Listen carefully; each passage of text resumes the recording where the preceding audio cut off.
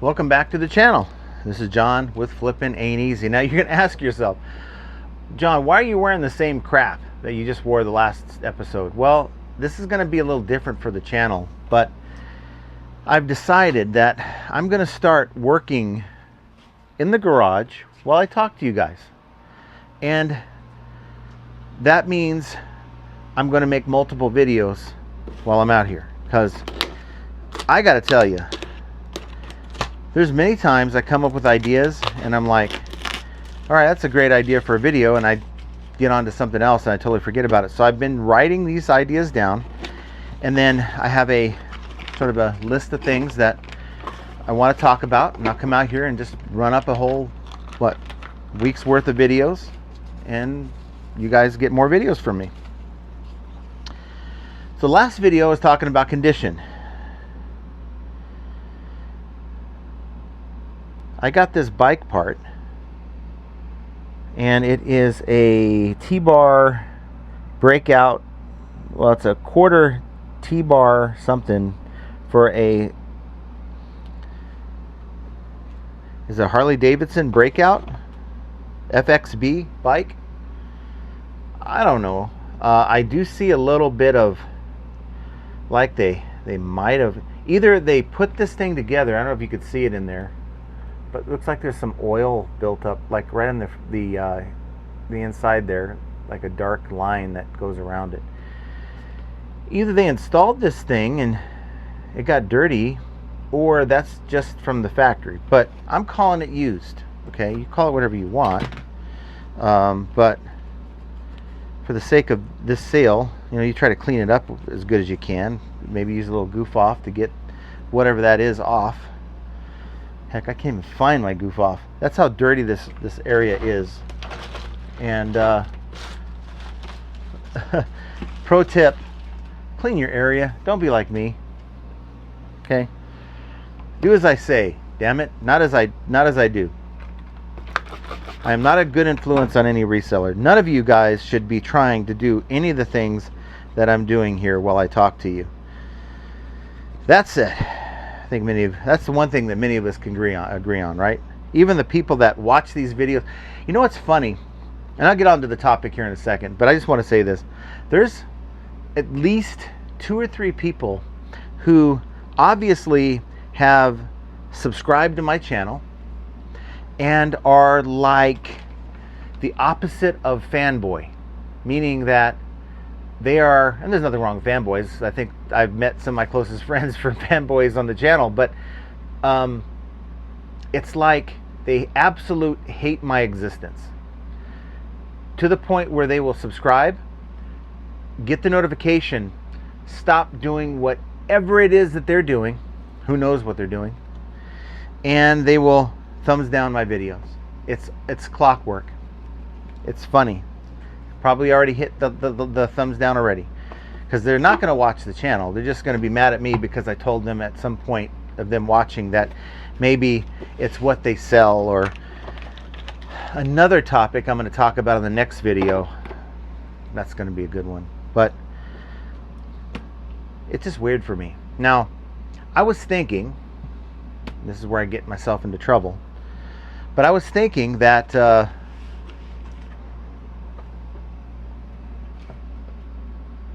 I might start offering more free returns. Now, you might say, well, that doesn't make sense, John. Why would you do that? You've told us many times that you don't take free returns because you don't want to pay for the return label when they change their mind, or they buy the wrong thing, or they don't read the listing, they don't realize this, they don't realize that.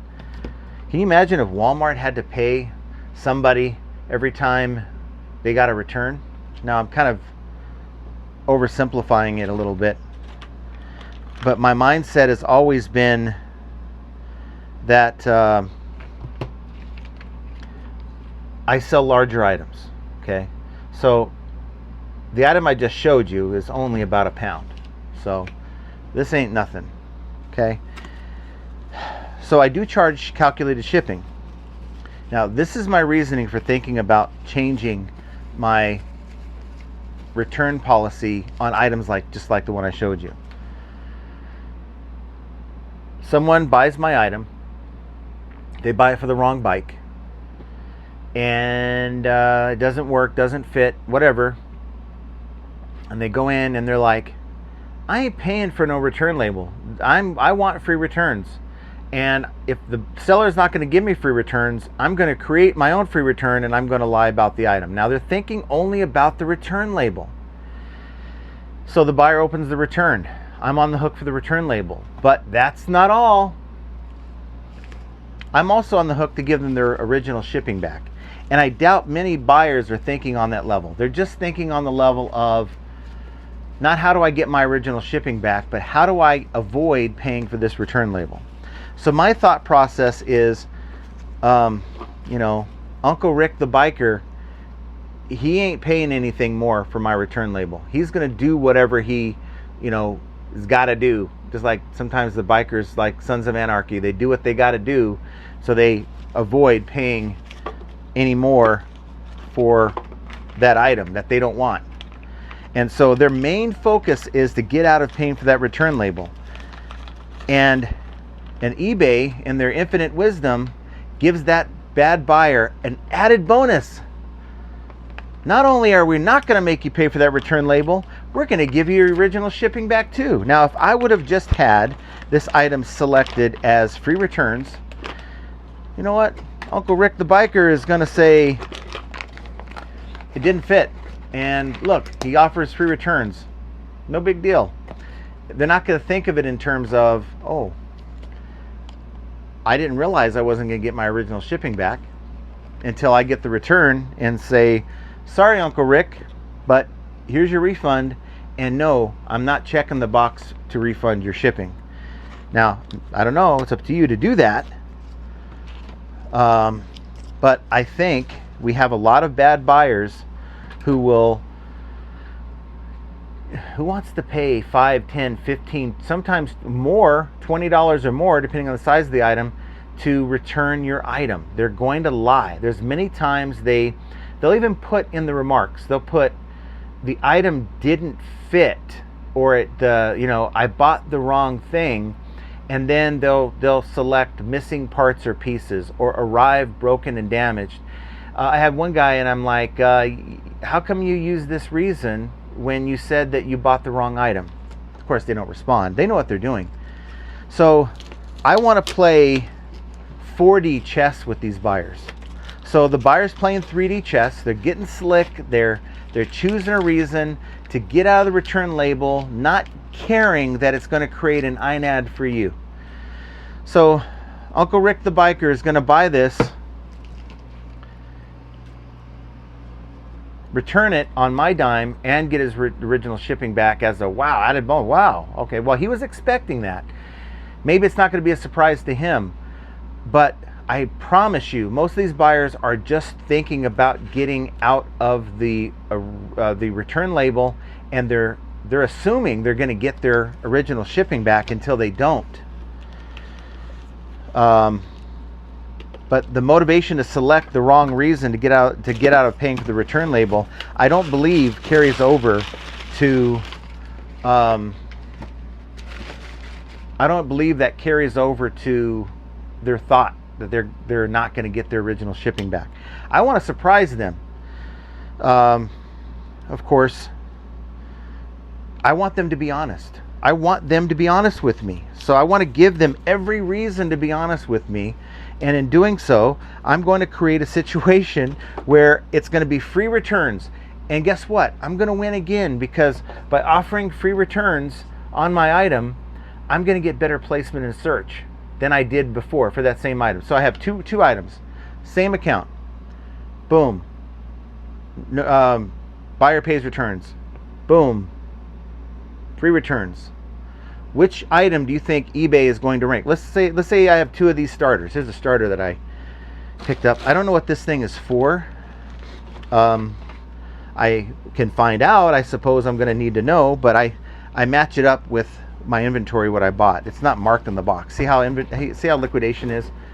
The boxes don't have anything. The real item is buried under the sticker that you have to actually get off of there. And stickers with liquidation, yeah, you earn a totally different appreciation for stickers, a love-hate relationship with stickers and tape once you get into liquidation. Okay, so I have two starters. One's for one model car, one's for another model car. Same price point, same everything, same demand. One has free returns and one doesn't. Now, by the time you're watching this video, you better have free returns in your auto parts. I'm using auto parts as a bad example, but just say whatever item. Take item whatever. Take this scanner. I got two scanners, barcode scanners. Okay, one's orange, one's blue, and they do the same thing. They're the same price point. One has free returns, one has buyer pays for returns. Same account health. Which one do you think eBay is going to rank higher? Now, let's put the colorways aside. Let's assume the buyer doesn't select the color, doesn't mention color. They just want a wireless scanner. I'm pretty sure, all things being equal, that the free returns is going to get a little higher in search. Okay?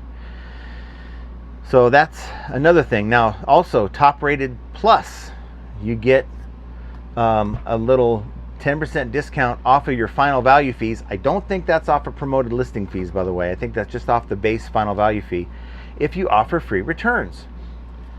So let's say the starter. Now I have to offer free returns because this is an eBay Motors parts or accessory. Okay. By the way, what would you classify this as based on our last video? Anybody ever deal with auto parts? You hand this part just to a mechanic, it's going to get dirty. Let alone you try to install it or have it installed, maybe just for a few minutes and pull it out. This thing's going to be full of grime, nastiness. This is perfect. So this is an open box item for me. It has the even the specs on this. Here's another thing. All these parts come with this test. It's a test report. You see that? Test report? They test it out. Even the new ones. This is what you get with the new ones on a lot of these parts, like the starter. Because the manufacturer tested it, it's not new yet, right? It's new anymore, right? It must be used, right? If that's the line of thinking. How about your car? You go out and buy a new car at the dealership. I just bought one in January. It had 18 miles on it. Now, I could have used the reasoning that, well, it has 18 miles on it. It's been used. It's not new. New would be 0 miles. This is a used car. I want a used price. I wonder how many people have done that, by the way. Gone to the dealership going, yeah, I'd love to pay your $50,000 price tag, but yeah, you got 10 miles on this thing. It's now used. I want 40. That ain't going to fly. They're going to tell you, get the hell out of here. That's not how it works. So that's kind of what I'm saying with eBay. It's, depends on the marketplace you're selling on to determine condition. Okay, that's the video we did before. If you missed that video, I'd go back and watch it. So, losing my thought process because I'm trying to do the work while I'm talking to you guys. So what do you guys think? Am I onto something here? If I'm trying to think ahead, stay one step ahead of the buyer. What is a buyer thinking when they want to return an item? Okay, my problem now is this item isn't going to solve my problem. So, what can I do to get my money back?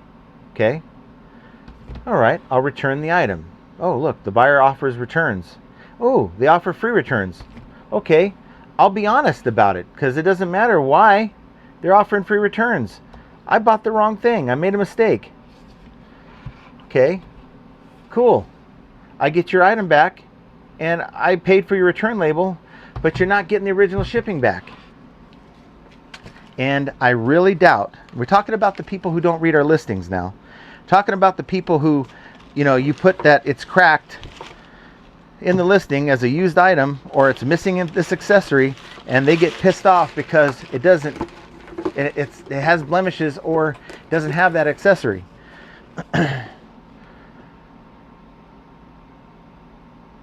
We're talking about those people. They're not thinking in the way we're thinking. Now you could, okay, hammer me in the comments, say, okay, you're just trying to get as much money off these buyers.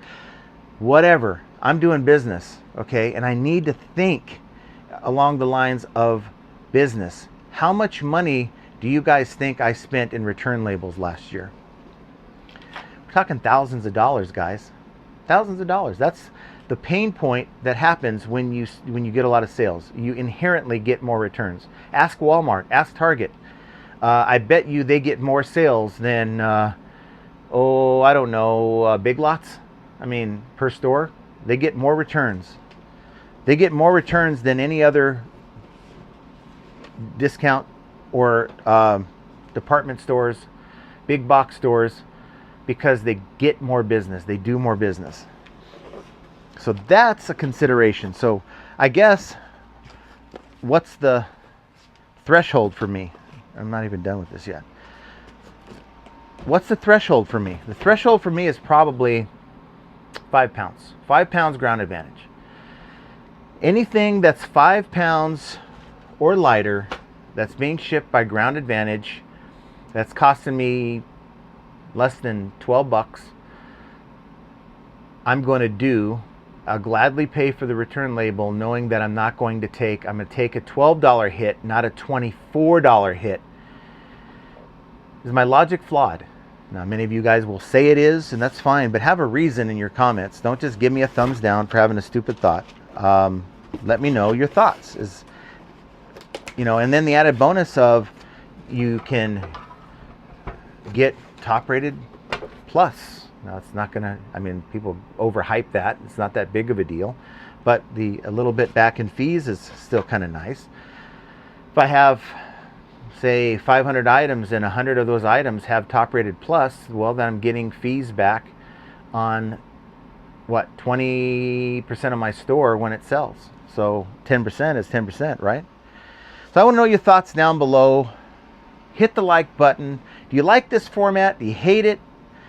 Do you want to see something else? Let me know. You tired of seeing me wearing the same outfit? Well, guess what? On the next video, you're going to see the same outfit. And if you missed the last video, go ahead and click one of these thingies, and we will talk to you guys here very soon. Take care.